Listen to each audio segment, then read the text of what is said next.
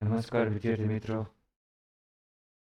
Crack competitive એક્ઝામની YouTube channel ઉપર હું પ્રફુલ ગોહિલ આપ સૌનું હાર્દિક સ્વાગત કરું છું.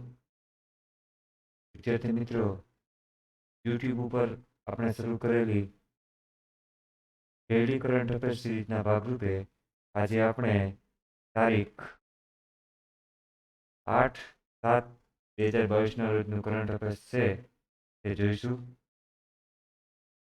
વિદ્યાર્થી મિત્રો, આગળ વધતા પહેલા આપ મારી સાથે અલગ અલગ સોશિયલ મીડિયાના માધ્યમથી જોડાઈ શકો છો. પ્રફુલ ગોહિલના નામથી મારી ટેલિગ્રામ ચેનલ છે અને આ જ ટેલિગ્રામ ચેનલનું એક ગ્રુપ બનાવવામાં આવેલું છે, ક્રેક કોમ્પિટિટિવ એક્ઝામ. તો આ ટેલિગ્રામ ચેનલ સાથે આપ જોડાઈ શકો છો. વોટ્સઅપ ઉપર પણ ક્રેક કોમ્પિટિટિવ એક્ઝામના નામનું ગ્રુપ બનાવવામાં આવેલું છે, એમાં પણ આપ જોડાઈ શકો છો. આપને કોઈ પણ પ્રશ્ન હોય તો મને ઈમેલ કરી શકો છો. મારું ઈમેલ આઈડી છે crackcompetitiveexam01@gmail.com. આ સિવાય ફેસબુક ઉપર પણ આપ મારી સાથે જોડાઈ શકો છો. પ્રફુલ ગોહિલના નામથી જ મારું ફેસબુક આઈડી છે અને ક્રેક કોમ્પિટિટિવ એક્ઝામના નામનું એક ફેસબુક પેજ પણ બનાવવામાં આવેલું છે, તો આ ફેસબુક પેજને પણ આપ ફોલો કરી શકો છો. વિદ્યાર્થી મિત્રો, આપણા દરેક વિડીયો લેક્ચર છે તે ક્રેક કોમ્પિટિટિવ એક્ઝામની યુટ્યુબ ચેનલ ઉપર અપલોડ કરવામાં આવશે અને પીડીએફ મટીરિયલ છે તે ટેલિગ્રામ ચેનલ ઉપર અપડેટ કરવામાં આવશે. તો આપ મારી ટેલિગ્રામ ચેનલ સાથે જોડાઓ અને યુટ્યુબ ચેનલ સાથે પણ જોડાઓ. આગળ વધીએ વિદ્યાર્થી મિત્રો, આજનું તારીખ 8/7/2022નો રોજનું કરંટ અફેર્સ. પ્રશ્ન નંબર 1, અન્ય પછાત વર્ગો એટલે કે ઓબીસીના પેટા વર્ગીકરણ માટે કયા પંચની રચના કરવામાં આવી છે? આપણા ઓપ્શન છે જેવીપી commission, Bakshi Panch, justice Rohini commission અને ઓપ્શન ડી કાલેલકર કમિશન. વિદ્યાર્થી મિત્રો, અન્ય પછાત વર્ગો એટલે કે ઓબીસી અધર બેકવર્ડ ક્લાસીસના પેટા વર્ગીકરણ માટે તાજેતરમાં જસ્ટિસ રોહિણી કમિશન છે તેની રચના કરવામાં આવેલી છે. વિદ્યાર્થી મિત્રો, જસ્ટિસ રોહિણી કમિશન છે તેની રચના એટલા માટે કરવામાં આવેલી છે કે પછાત વર્ગો છે એમાં જે જ્ઞાતિઓ અને જે કોમનો સમાવેશ થાય છે તેનું પણ પેટા વર્ગીકરણ કરવું. આ પેટા વર્ગીકરણ એટલા માટે કરવામાં આવે છે કે અન્ય પછાત વર્ગોમાં પણ જે આર્થિક રીતે સદ્ધર લોકો છે તેઓ મોટે ભાગે બધો જ લાભ છે તે મેળવતા હોય છે અને ખૂબ જ પછાત વર્ગના લોકો છે તેને આ અનામતનો લાભ મળતો નથી હોતો. એટલા માટે અન્ય પછાત વર્ગો છે તેમાં પણ સદ્ધર લોકો કેટલા છે અને ગરીબ લોકો કેટલા છે તેનું પેટા વર્ગીકરણ કરવા માટે આ જસ્ટિસ રોહિણી કમિશન છે તેની રચના કરવામાં આવેલી છે. આ જસ્ટિસ રોહિણી કમિશન છે તે 2017માં બનાવવામાં આવેલું છે, એટલે કે 2017માં તેની રચના કરવામાં આવેલી છે અને હાલમાં તેનો કાર્યકાળ છે તે વધારવામાં આવેલો છે. એટલે આપણો જવાબ થશે જસ્ટિસ રોહિણી કમિશન. અન્ય પછાત વર્ગોના પેટા વર્ગીકરણ માટે જસ્ટિસ રોહિણી કમિશન છે તેની રચના કરવામાં આવેલી છે. વિદ્યાર્થી મિત્રો, આપણને ઓપ્શન એ આપેલો છે જેવીપી કમિશન. વિદ્યાર્થી મિત્રો, આ જેવીપી કમિશન છે તે 1948માં બનાવવામાં આવેલું હતું. આ જેવીપી કમિશન છે તેની રચના ભાષાવાર રાજ્યોની પુનર્રચના માટે કરવામાં આવેલી હતી. વિદ્યાર્થી મિત્રો, 1947માં જ્યારે ભારત આઝાદ થયું ત્યારે રાજ્યોની જે રચના કરવામાં આવેલી હતી તેમાં અ, બ, ક, ડ એવી રીતે 4 કેટેગરી છે તેમાં રાજ્યોનું વર્ગીકરણ કરવામાં આવેલું હતું. ત્યારબાદ અલગ અલગ ભાષાના લોકો છે તે પોતાની ભાષા માટે અલગ રાજ્ય બનવું જોઈએ તેવી માંગણી કરવા લાગેલા હતા ને એટલા માટે આ ભાષાવાર રાજ્યોના પુનર્રચન માટે જેવીપી કમિશન છે તેની રચના કરવામાં આવેલી હતી. વિદ્યાર્થી મિત્રો, જેવીપી કમિશન છે તે 3 સભ્યોનું બનેલું હતું. તેમાં જે શબ્દનો અર્થ થાય છે જવાહરલાલ નહેરુ, વી શબ્દનો અર્થ થાય છે વલ્લભભાઈ પટેલ અને પી શબ્દનો અર્થ થાય છે પટ્ટાભી સીતારામૈયા. એટલે કે જવાહરલાલ નહેરુ, વલ્લભભાઈ પટેલ અને પટ્ટાભી સીતારામૈયા નામના 3 વ્યક્તિઓ છે એનું કમિશન બનાવવામાં આવેલું હતું.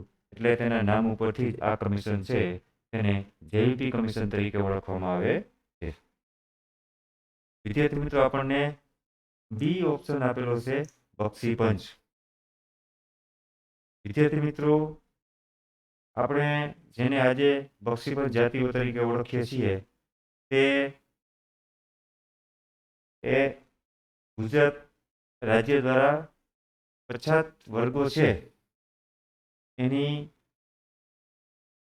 ઓળખ કરવા માટે હાઈકોર્ટના જસ્ટિસ શ્રી A.R. બક્ષીના અધ્યક્ષ પદે 1972માં એક પંચની રચના કરવામાં આવેલી હતી ને તેના નામ ઉપરથી જ આ જે પંચ છે તે બક્ષી પંચ તરીકે ઓળખાય છે. અને આ બક્ષી પંચ છે તેણે 1976માં પોતાનો રિપોર્ટ આપેલો હતો અને લગભગ 82 ગુજરાતમાં લગભગ 82 જ્ઞાતિઓ અને કોમ છે તેને સામાજિક અને શૈક્ષણિક રીતે પછાત ગણવામાં આવેલી હતી.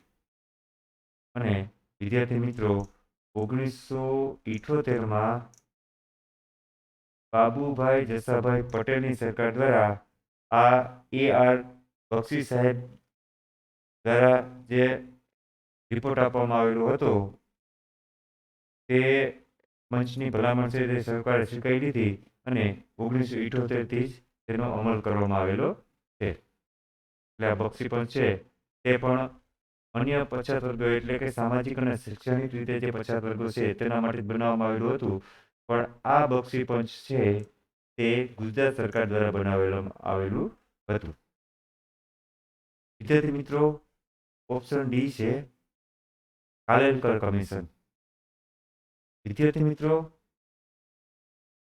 કાલેલકર કમિશનર છે તે અનુસૂચિત જાતિ અને અનુસૂચિત જનજાતિ સિવાયના જે પછાત વર્ગો છે તેની ઓળખ માટે આ કમિશન છે તે બનાવવામાં આવેલું હતું.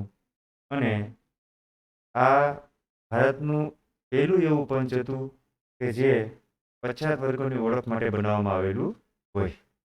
તો વિદ્યાર્થી મિત્રો, 4 ઓપ્શન છે તે આપણે યાદ રાખીશું અને આપણા પ્રશ્ન નંબર 1નો જવાબ થશે જસ્ટિસ રોહિણી કમિશન. આગળ વધીએ. પ્રશ્ન નંબર 2. તાજેતરમાં મેંગો ફેસ્ટિવલ 2022નું આયોજન ક્યાં થયું હતું? લખનઉ ઉત્તર પ્રદેશ, ગાંધીનગર ગુજરાત, મુંબઈ મહારાષ્ટ્ર, ભોપાલ મધ્યપ્રદેશ. વિદ્યાર્થી મિત્રો, મેંગો ફેસ્ટિવલ 2022નું આયોજન લખનઉ ખાતે કરવામાં આવેલું હતું. એટલે આપણો જવાબ થશે લખનઉ ઉત્તર પ્રદેશ. વિદ્યાર્થી મિત્રો, આ મેંગો ફેસ્ટિવલ 2022 છે તેમાં લગભગ 700 જેટલી કેરીની જાતો છે તેનું પ્રદર્શન કરવામાં આવેલું હતું. અને આ મેંગો ફેસ્ટિવલ છે તેને કેન્દ્ર સરકાર દ્વારા મેગા ક્લસ્ટરમાં સમાવેશ કરવાની પરવાનગી પણ આપી દેવામાં આવેલી છે. વિદ્યાર્થી મિત્રો,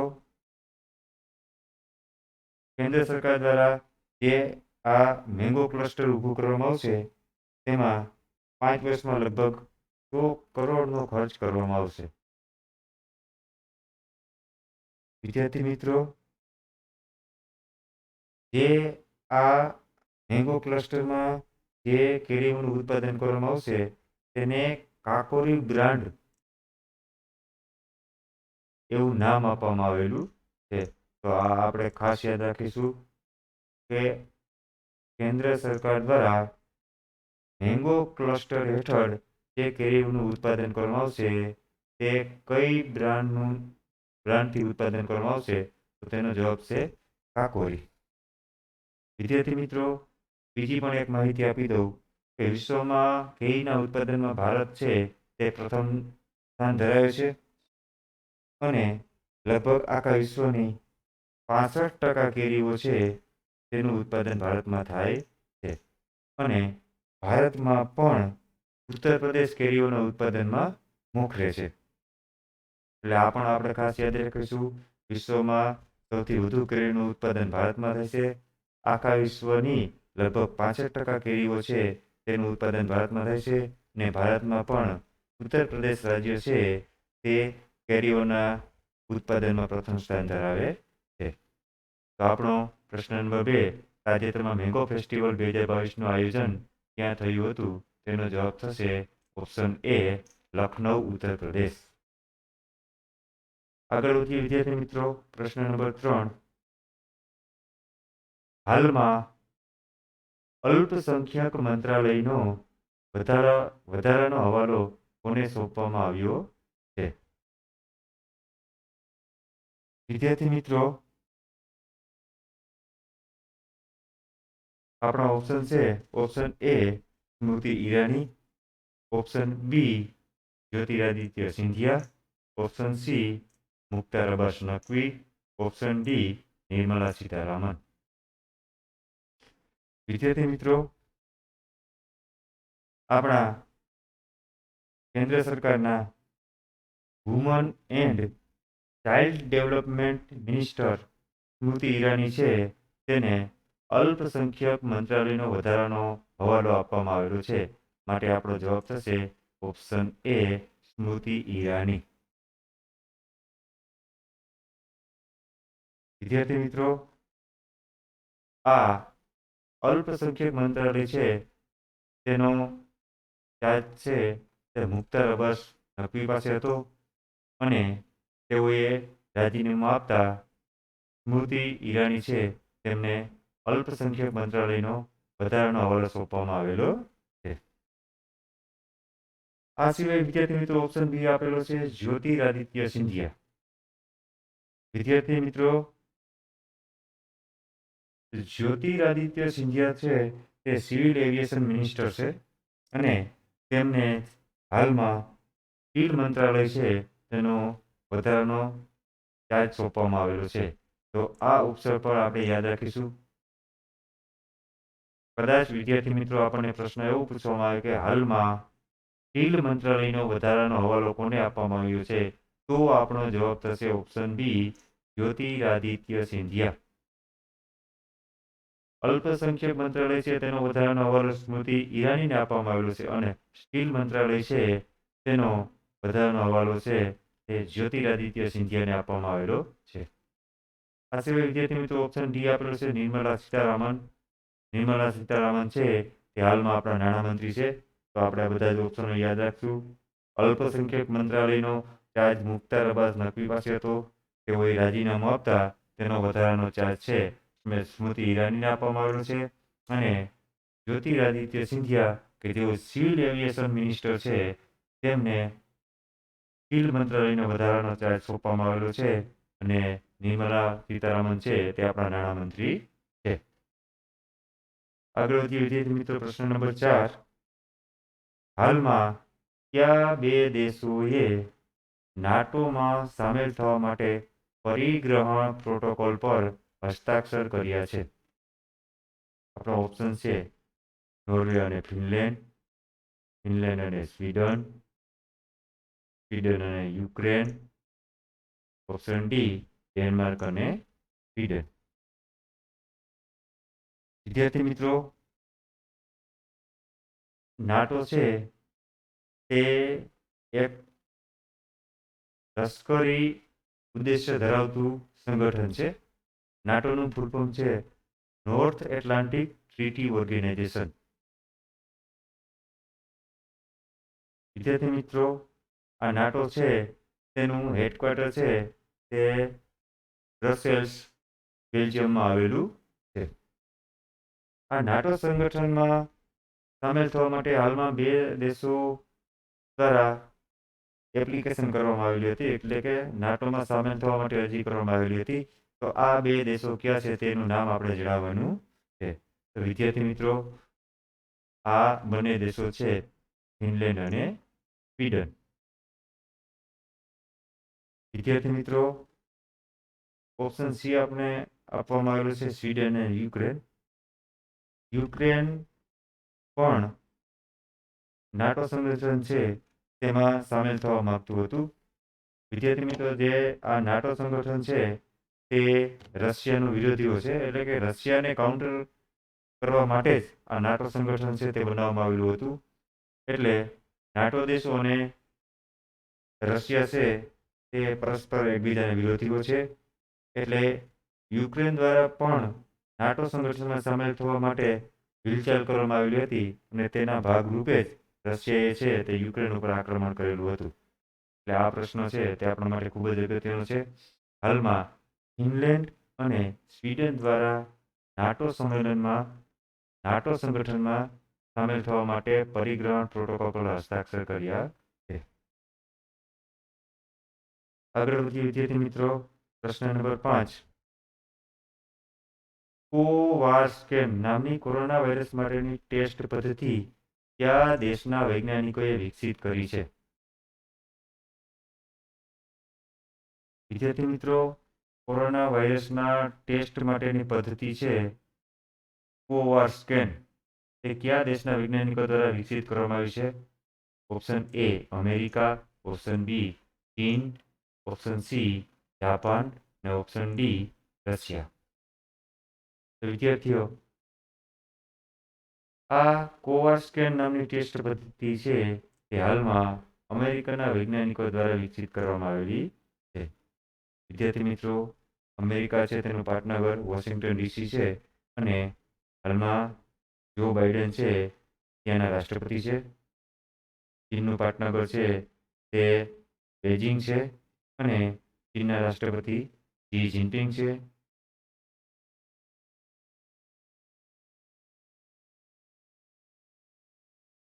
વિદ્યાર્થી મિત્રો, ઓપ્શન સી જાપાન છે તેનું પાટનગર છે તે ટોક્યો છે અને ફુમિઓ કિશિદા ત્યાંના વડાપ્રધાન છે. ઓપ્શન ડી રશિયા છે તેનું પાટનગર મોસ્કો છે અને વ્લાદિમીર પુતિન છે ત્યાંના રાષ્ટ્રપતિ છે. તો વિદ્યાર્થી મિત્રો, આ તો આજનો આપણો તારીખ 8/7/2022 રોજનો કરંટ અફેર્સનો વિડીયો.